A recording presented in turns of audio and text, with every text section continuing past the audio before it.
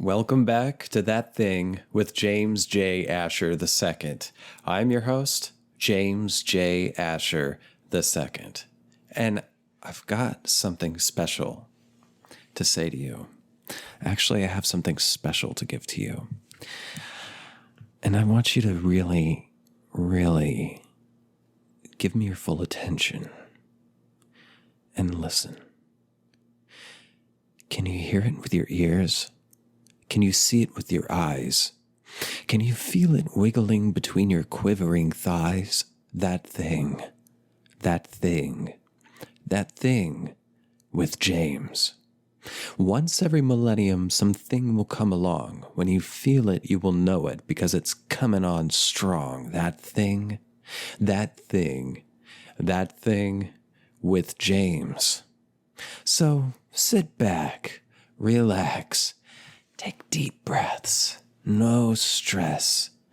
Let me come inside your mind. I promise you it won't take long. The change will happen soon. You will feel something so special growing deep within you. That thing, that thing, that thing with James. That thing, that thing, that thing with James. That's me. You and me. We just have a thing. And it's inside you. It's like the alien creature. You know, like the face huggers? That's kind of like what this show is. This show is the xenomorph, proto-xenomorph face huggers. They hug your face. The show, it's like, it's entering your ears. If you're a viewer, it's entering your eye holes. And it's going inside you, deep, deep into your subconscious. And there it plants a seed that grows. And over time, you will feel the seed wiggle and crack its shell, and tendrils will reach out into your neurons and fuse. You will become the Akira thing. What's it called? Assimilate. Yes, this show is assimilating in your mind. Yes, we are Borg. Yeah. If you watch Star Trek Next Generation, you know what I'm talking about, because the Borgs and everything, you know, they assimilate and they are Borg, and you know, that's their MO. Just to fucking assimilate everything. And that's the MO of this show. It's going to assimilate your mind. You will become one with the whole. You and I. We are Borg. All right, I'm getting bored with that. Today, I'm hosting alone again. And gotta tell you, it's getting tough. I mean, it's been tough. This year sucks for everybody, unless you're making a lot of money. Unless you're like the Bezos or the Walmarts. Is that their last name? Walmart, like Jeffrey Walmart. Is that who owns Walmart? Walmart. Jeffrey Walmart. Mark Walmart. Marty Walmart. Mart. Walmart. Fart. Unless you're, making a lot of money off of crisis, which is the MO of capitalism, never let a good crisis go to waste. You know what I'm saying? Wink. Yeah, I feel fucking bored. I'm so fucking bored and lonely. And I have a fear that I'm never going to get to have sex ever again.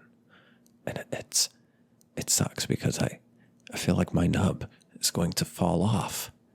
And how apropos, how fitting, because today we're going on a trip to Florida, to Nub City, aka Vernon, Florida. So about a month ago, a friend of mine sent me an article about this place called Nub City, Florida. And I was like, what is this bullshit? And I put it off for a week, as I do. My sister, I love her. She's not the one who sent me about Nub City, but my sister, I love her. But she will send just like many YouTube video links, and I might watch them, I might not. Because I'm busy watching my own YouTube videos on my own, aka my YouTube videos, the that thing with James J. Asher II. And audio listeners, if you haven't checked out the video, the YouTube show, I implore you to check it out. And please, subscribe there. And vice versa. If you haven't heard the audio, go, to a podcast app and subscribe. Because that just it helps me, and I would appreciate your help. It helps me to sort of show up when someone tries to search for the show. And if more and more people try to search for the show, then maybe more people will, come to the show and subscribe. And that's a good thing. I feel very selfish asking for that. And I guess technically it is a selfish ask. But there it is. There's some good Catholic mindset for you. Lots of shame about wanting things in life. Well, yes, I've been bored. I'm afraid my nub is going to fall off. And here we are at Nub City, Florida. So, my friend sent me this article for Nub City. I put it off for like a week. And then finally I opened up the link she sent me and I read it. And I was like, this is crazy. I gotta cover this on the podcast. And then like a month, maybe 2 months later, time's fucking weird anyway. Time's an illusion, but it's become even more illusory this year.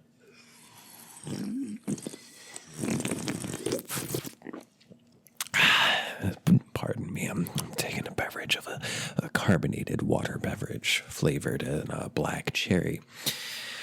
Yes, Nub City, Florida, Vernon, Florida. That's what we're covering today. So I read the article. I found a different article just before I did this. And then I was like, maybe I should start with some like general information about this city. So I consulted the most vetted source possible, Wikipedia. Vernon, Florida. Vernon is a city in Washington County, Florida, United States. The population was 687 at the 2010 census. According to the U.S. Census Bureau's 2018 estimates, the city population... According to the U.S. Census Bureau's 2018 estimates, the city had a population of 690. Someone could have written that a little better. That was, put a period after the 2010 sentence and then say, according to the U.S. Census Bureau's 2018 estimates, the city's population had grown to 690. Because then I wouldn't have fucked up reading it if it was written more gooder. I am going to write a letter to these people.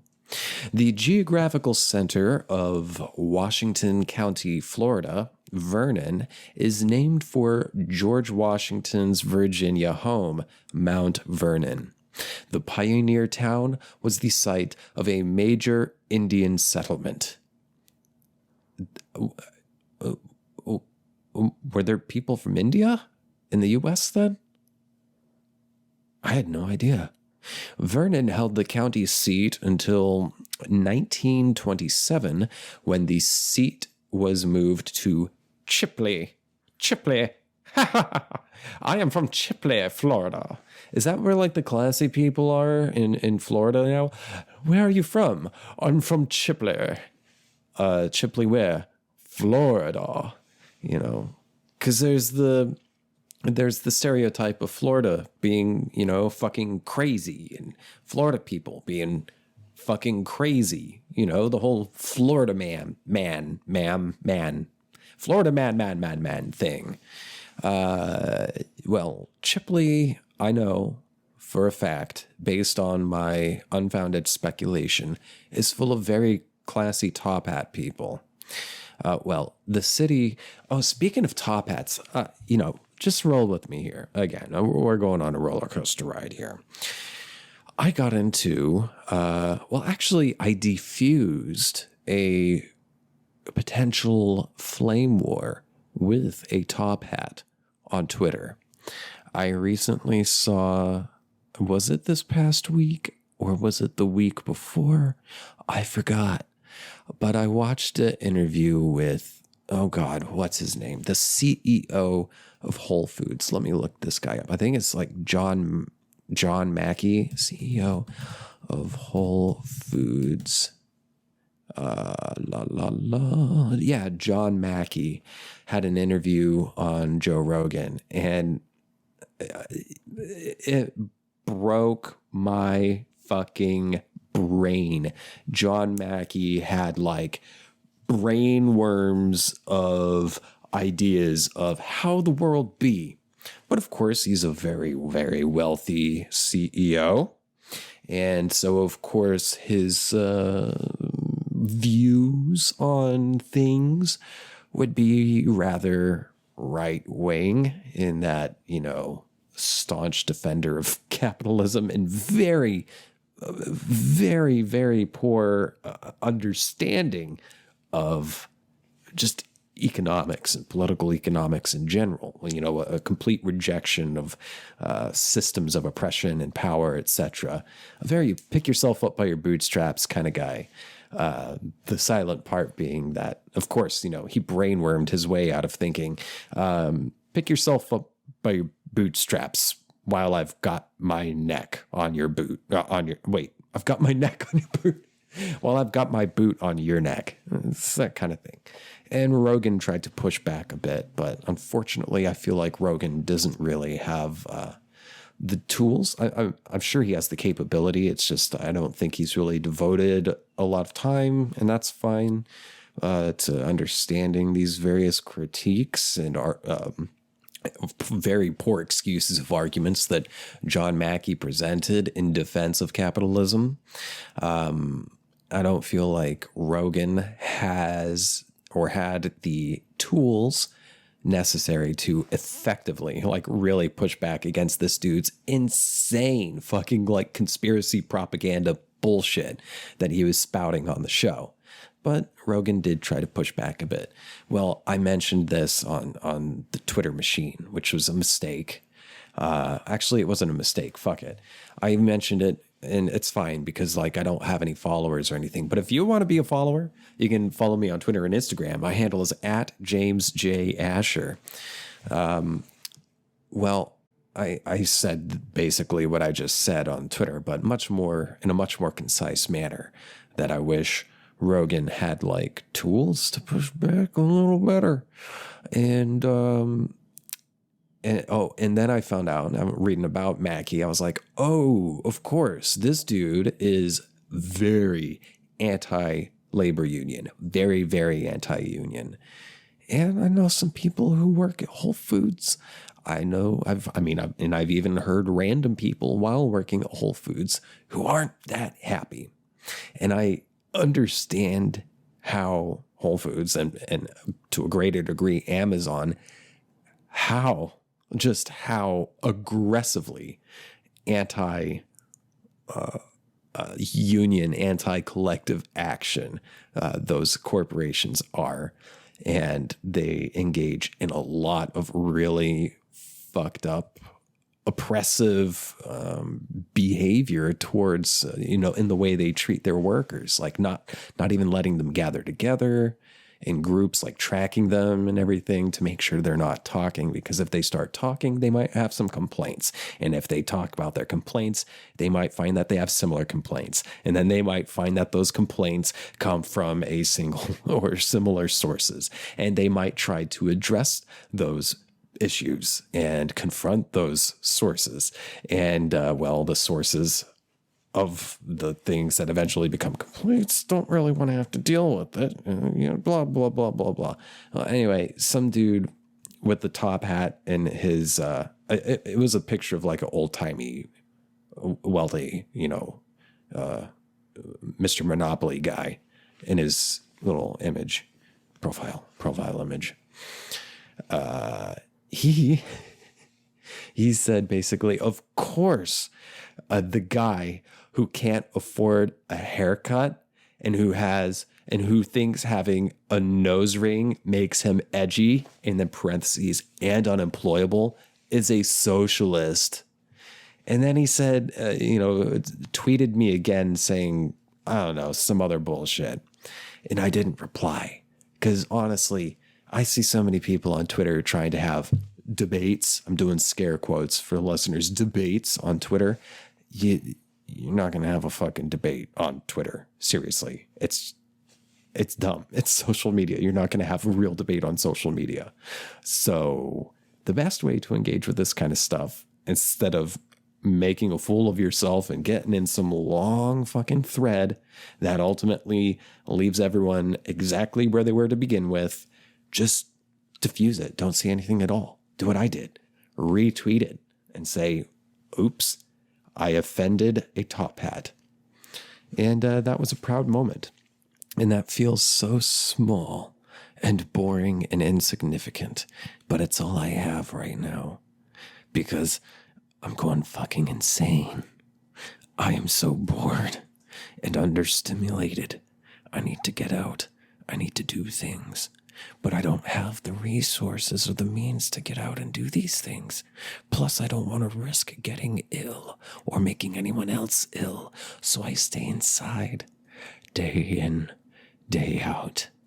All work and no play makes Jack a dull boy. Vernon became known as, quote, Nub City in the 1950s and 1960s for a high number of limb loss insurance claims made in the area.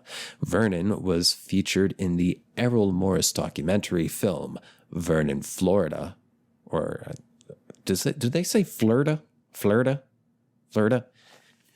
Yo, the Florida people say Florida? Florida? It depends on where you are, but if you say Florida, you say Florida. Produced in 1981, highlighting the eccentricities of the people who lived there.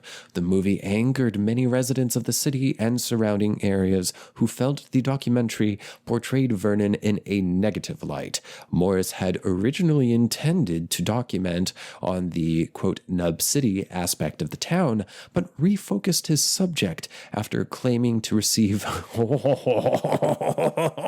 death threats from residents.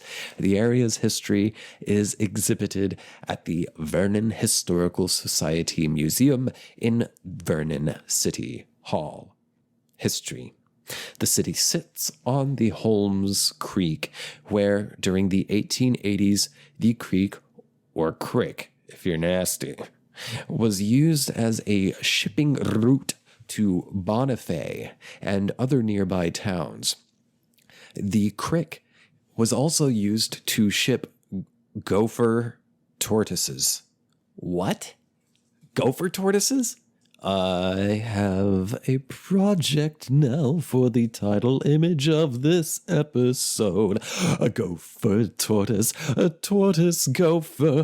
What is it? I don't know. Is it a tortoise? Is it a gopher? Did they get together make a baby? Gopher tortoise, is it a gopher tortoise with a gopher head and a tortoise shell and a gopher tail? I don't know. What does it eat? I don't know. How does it swim? I don't know. It's a gopher tortoise. Due to the high value of their shell carried at that time, the town gained infamy in the late 1950s and early 1960s due to the improbably high percentage of residents who put out insurance claims on lost limbs, to the point that many speculated the residents of the town were intentionally dismembering themselves for the insurance money.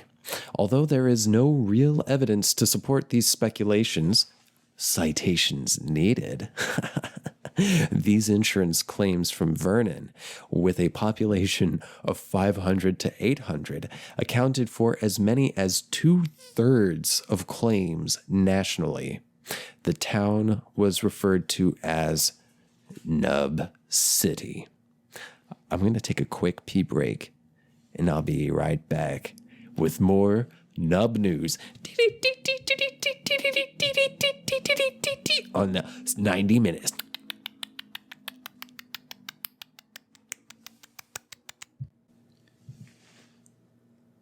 I'm back. Okay, so let's get into this Nub City thing. Let's start with the article my friend sent me. This is at a website called allthat'sinteresting.com/nub-city-vernon-florida. The title is The Story of Florida's Nub City, where residents cut off their own appendages for insurance money, by Gabe Pauletti. Published November 2, 2017, updated June 12, 2019. It was near impossible to convict scammers of fraud because jurors had a hard time believing that people would willingly engage in self-mutilation. In the late 1950s and early 60s, the Florida Panhandle was responsible for 2/3 of all loss of limb accidents claims in the United States, due largely to one town, Vernon, Florida. This was because Vernon was the site of a widespread insurance scam where residents would dismember themselves for a payout. The problem was so extensive, the town became known as Nub City for this very reason, was in dire economic straits. The steamboats that had once passed through the town had gradually disappeared, and all the major railroads running through the country passed Vernon by. Furthermore, the sawmill that had given many of the people of the town their jobs had closed down. How the scam began is unknown, but what is assumed is that at some point, one person living in Vernon lost a limb and received a large payout from their life insurance policy. Word of this large payout must have spread among the community because more and more residents of the town began intentionally losing their limbs, and some even took out exorbitant life insurance policies directly before these horrible accidents befell them. With the dwindling opportunities of their small town, the prospect of receiving a large sum of money for mutilating one's self became increasingly seductive to the people of Vernon. Florida, come on. Okay. Some Nub Club.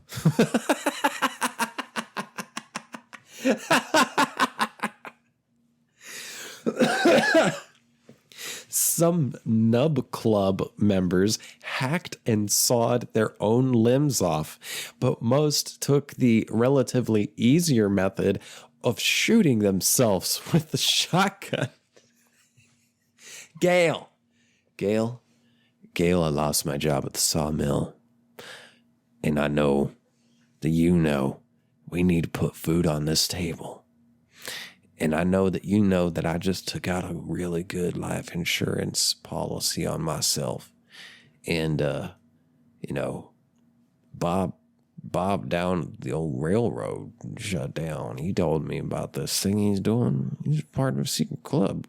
Gail, there's a secret club around here. It's called the Nub Club. You know why? Why, George? Because they have nubs. If you've noticed, around town, there are a lot of amputees in this fair burg. And the reason that's happening is because if you do that, if you somehow, like, get rid of an appendage, a digit, you'll get money. And ain't nothing that's gonna happen other than you just get a big old check. So, Gail, I'm gonna need you to get that 12 gauge and shoot off my nub. Make me a nub man. Gail, I want to become a member of the Nub Club. Well, George, I think I want to be a member of the Nub Club too. If they're paying that much for losing a limb, loss of life, a limb, I don't want to lose my life, but I want to lose that limb. And you lose that limb, you get yourself a big check. I want to do that too. We get 2 big checks, we put some food on this table. Because ain't no one else going to take care of us. So we got to take care of ourselves with the shotgun. These people would make outlandish justifications for these injuries in their insurance claim. One claimed he shot his own hand while aiming for a hawk, while another said that he shot his foot when he mistook it for a squirrel.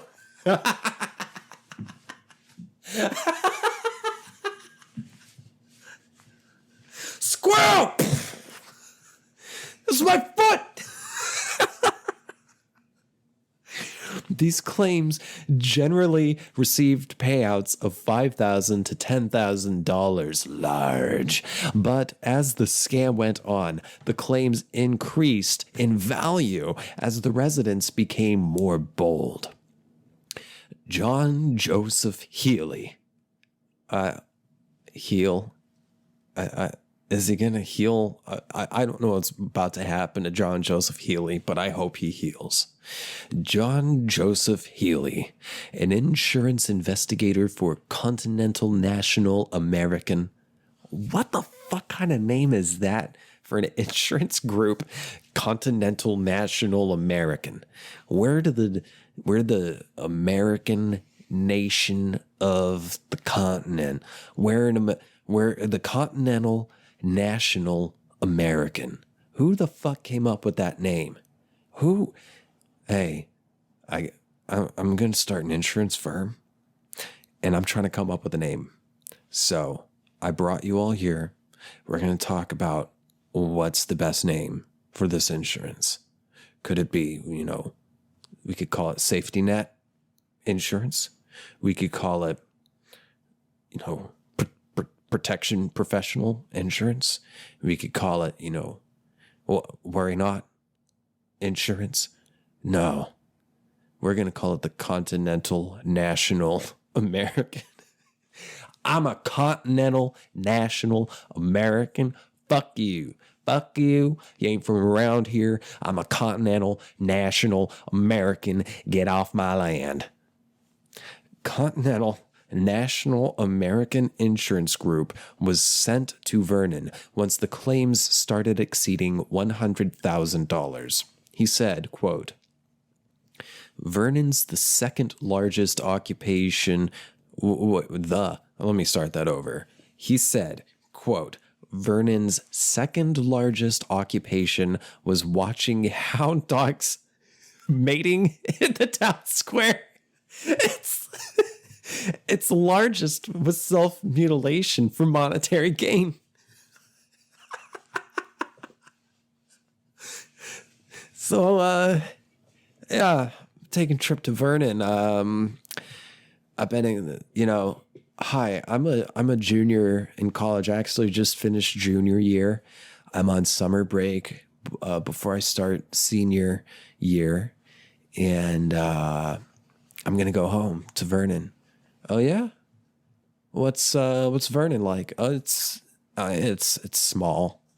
I kind of left for a reason, it's kind of small and there's not a lot to do. Like what's there to do?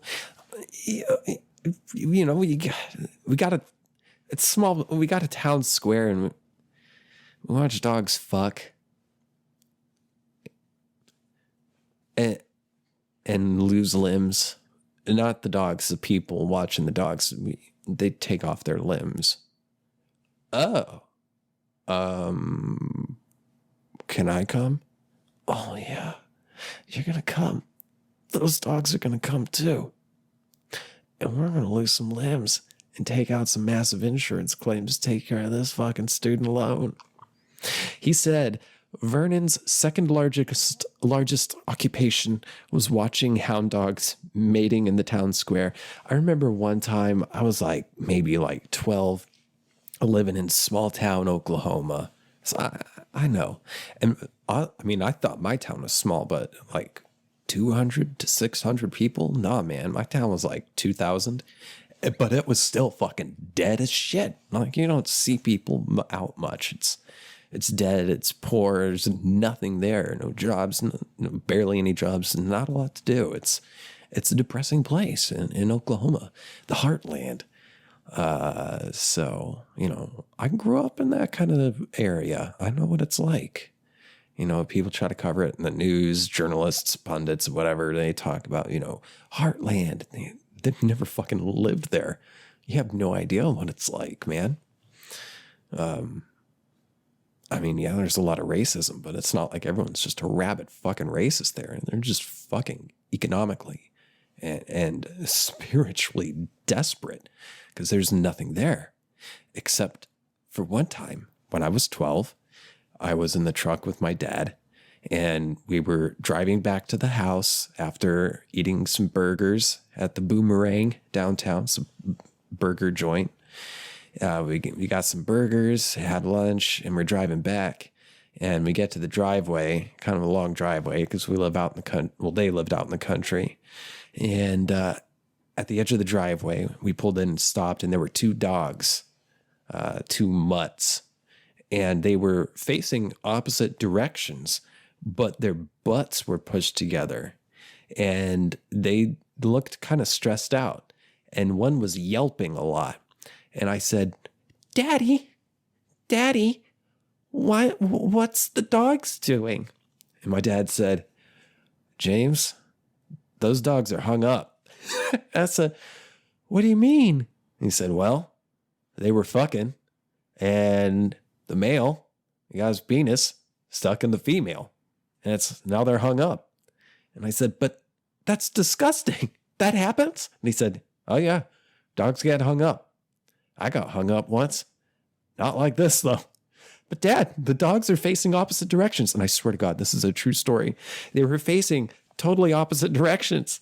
And the dick was like going back, you know, through like in the direction of the tail. And it was stuck.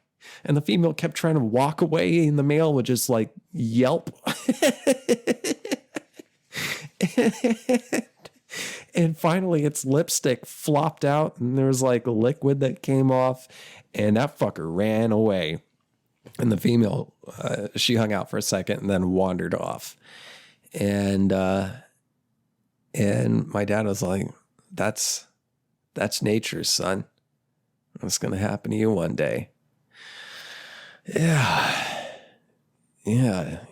Dogs get hung up.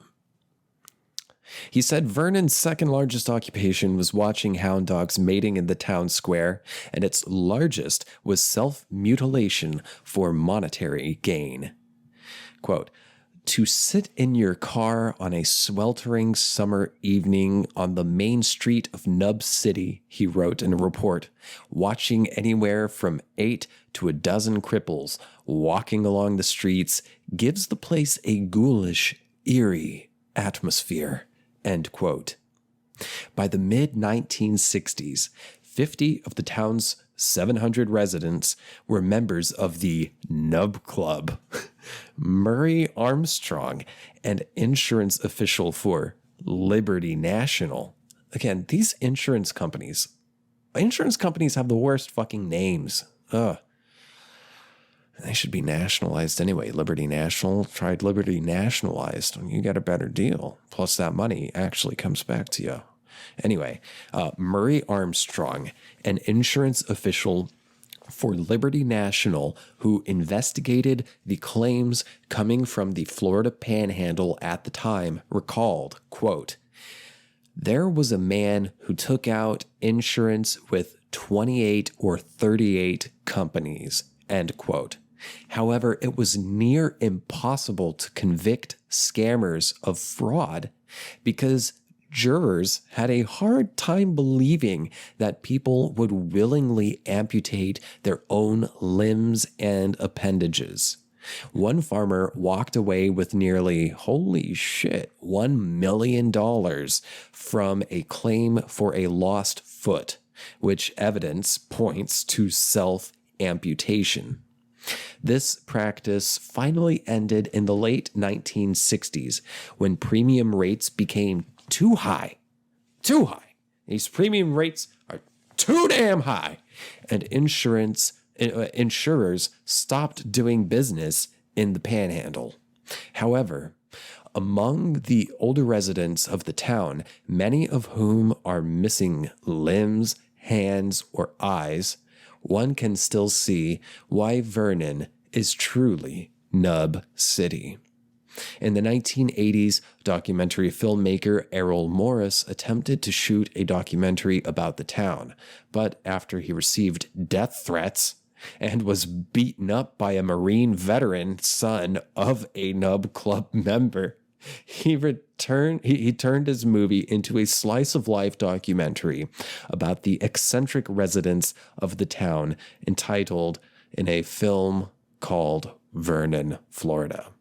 I haven't seen it. I didn't even know this documentary existed until just like when I read about it earlier, just before recording this podcast, which goes to show you, unless I'm covering Nazi occultism, I go really deep into my research and preparation for the show. Everything you've heard today is completely scripted. I planned every movement, every inflection, every emotion and word. This was all scripted ahead of time. And I would like to thank the writer, myself, for coming up with it on the fly. And I'm going to take another quick break. I'll be right back. Catch ya in like 1 second. Okay, let's round out this episode, shall we? So I found some more articles about Nub City, Florida just now, and I did a little cursory scan over them, and some of these are quotes from people involved in this, and I just want to read through these quotes and see, hopefully, if they fit with the rest of this story, will fit with the tone. Also, I want to go back and reiterate. So this guy, I almost said Errol Flynn, Errol Morris, he received death threats and was beaten up by the Marine veteran, son of a Nub Club veteran. So this dude came here to cover the Nub Club story, and they threatened to fucking kill him and all this shit. I'm just saying, if it's real or not, honestly, I think it's real. Why not? Weirder shit has happened. If you're threatening someone's life, I feel like maybe, is that really trying to protect your honor? Or are you trying to get someone to not blow up your spot? Anyway, so here's some quotes from some people involved. This one is on vaviper.blogspot.com. Let's see here. Here's a quote. Some of the claims were looked into by insurance investigator, the guy we talked about earlier, Joe Healy. He says, one of the clues to a phony injury, Healy notes, is that people usually take off the thing they need least, like their left hand rather than their right one. If they have a sit-down job, they'll take off a leg or a foot, not an arm. More often than not, too, maiming oneself for insurance money is a white-collar practice, Healy says, remarking that a few years back he found an owner of a car dealership who put out his eye for $400,000 to buy a ranch. Okay, so it's not like... So is this implying that a majority... I'm speculating here, but... were the majority of the Nub Club members like middle class? Were they not like dirt poor? That's interesting. Blue collar workers, going back to the quote here, blue collar workers generally need their limbs and eyes to do their work, he explains. Self injury, in fact, is a fairly common insurance fraud act. There are even informal, quote, rings of people, usually limited to one locale or a close-knit family or ethnic group, who inflict self-injuries. What's with the ethnic group part? Is that some like dog whistle thing, or is that a real thing? I don't know. I hope it's not a dog whistle. Another clue to a phony claim, says Healy, is when several accidental injuries occur in the same place in a short period of time. Usually, ever-increasing amounts of insurance are involved. One guy gets away with it and he collects, Healy says. Then he tells a friend about it and he goes and does the same thing, but takes out a bigger policy and on. Let's see here. Over the time period in question, a total of 50 people, give or take, lost a limb of some sort, many, if not all, filing insurance claims thereafter. While the insurers attempted to bring lawsuits against some of these people, not one was convicted of insurance fraud. One alleged transgressor was particularly egregious, but as the Times noted, I think she's referring to the Tampa Bay Times, he avoided conviction and walked away a one-footed millionaire. Quote, there was another man, this is kind of like one of the other quotes I read earlier. There was another man who took out insurance with 28 or 38 companies, said Murray Armstrong, an insurance official for Liberty National. He was a farmer and ordinarily drove around the farm in his stick-shift pickup. This day, the day of the accident, he drove his wife's automatic transmission car and he lost his left foot. If he'd been driving his pickup, he'd have to use that foot for the clutch. He also had a tourniquet in his pocket. We asked why he had it, and he said, snakes, in case of snake bite. I'm absolutely terrified of snakes, but I do not carry around a tourniquet in case of snake bite. I run fast. I'm like Usain Bolt. If there's a snake around that's not like in a cage or something, hopefully not a cage, but like a glass box or whatever, I will run. I am deathly afraid of snakes. I've tried, like I can't even touch one. I've tried in a very, controlled domestic area, and I just can't do it, man. My body freezes up. Well, we asked why he had the tourniquet, snakes, in case of snake bite. He'd taken out so much insurance, he was paying premiums that cost more than his income. He wasn't poor either, middle class. He collected more than $1 million from all the companies. It was hard to make a jury believe a man would shoot off his foot.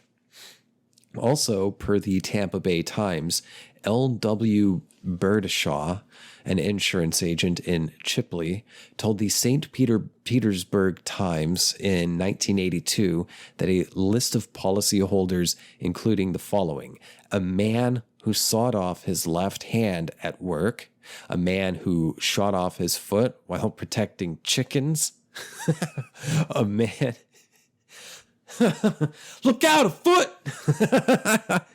A man who lost his hand while trying to shoot a hawk. Look out, a hand! A man who somehow lost two limbs in an accidental... A man who somehow lost two limbs in an accident involving a rifle and a tractor. A man who bought a policy and then, less than 12 hours later, shot off his foot while aiming at a squirrel. And then the whole Errol Morris thing. So here's the thing. I have some ideas. I got a few ideas about these people are taking out these claims to get some money. Do they need the money? Do they not? I don't know all the stories. I haven't done all that research. But I'm just saying, if you need to take out money, like say if you got some like medical bills to pay off and all this stuff, if we had, say, something like universal healthcare, I feel like that wouldn't be an issue. If we had a lot of other just basic social safety nets, none of this shit would be an issue. Maybe create more jobs, maybe make the country less boring. Because as a person who lived in a very small rural town for a long time, I can tell you, you get so fucking bored, you might lose a limb just out of boredom. Just saying. I mean, I don't personally know anyone who's delimbed themselves, but I could see it happening. There are depths to boredom some people don't know and some people live in. It's somewhat unrelated. When I moved here to Austin, Texas, October 28th, I think, of 2012. And I stayed at a hostel for 2 weeks before I very fortunately befriended a Kiwi who was also staying at the hostel. We befriended, and she was looking for a roommate. She actually had an apartment lined up, and they had an extra room, and we're looking for a roommate. So I took the room. And that was such a shitty living experience that I'm not going to get into right now. But I was here and I was driving around, going to the grocery store, looking for jobs, that kind of stuff, just driving all around town. And everywhere I went, I saw people with missing legs, people in wheelchairs or crutches or whatever, missing a leg. I had never in my life seen so many deambulated, is that the right word? Ambulatory, able to walk, limbless people, so many missing limbs. And I had no idea why. Was there some kind of limb conspiracy? Were there limb pirates? Were people pillaging limbs? Raiding someone's limb, taking off their leg? And then it wasn't until, I don't know, a year or two later that I learned, if you have really bad diabetes, or if you're the Wilford Brimley, you pronounce it diabetes, you can lose a limb. So the moral of the story is, please subscribe to this show. It's a big help to me, and I would love to grow the show. All right, I'm going to be honest with you here. I really would like to grow the show, and I'm trying to figure out, how can I do that? How can I spread the audience? How can I make the show better?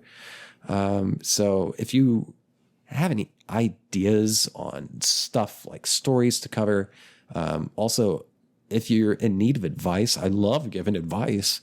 I mean, I may not be a professional at every subject or most subjects, but I love answering audience questions and hearing from you. So please, you can contact me. Send me an email at thatthingwithjames@gmail.com.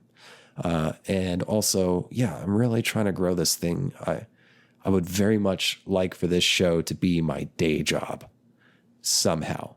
I'm trying to figure it out. But if you have ideas, hit me up. You can also send me a DM. I'll probably respond. You can DM me on Twitter and Instagram. You can find me. My handle is @JamesJAsher. And let's see, what else? Oh, yeah, the J is just the letter J, James J. Asher. Also, would be a big help if you are able to. I understand times are fucking rough right now, and I know. But if you are able to, please, you're welcome to become a donor. That would be a huge support for me and keeping the show running and making it more gooder. You can become a monthly donor at patreon.com/thatthingwithjames. And I've already got a few donors who've been around for a while, and I love the shit out of you guys. And to the bottom of my heart, I thank you for your support. And for all my current subscribers, thank you for, tuning in. I have a lot of fun doing this. And I hope you have fun consuming it. Let's see, what else? Am I missing anything else? No, I think that's it. Yeah. Well, thanks for tuning in. I'll catch you at the next episode. Love you. Bye.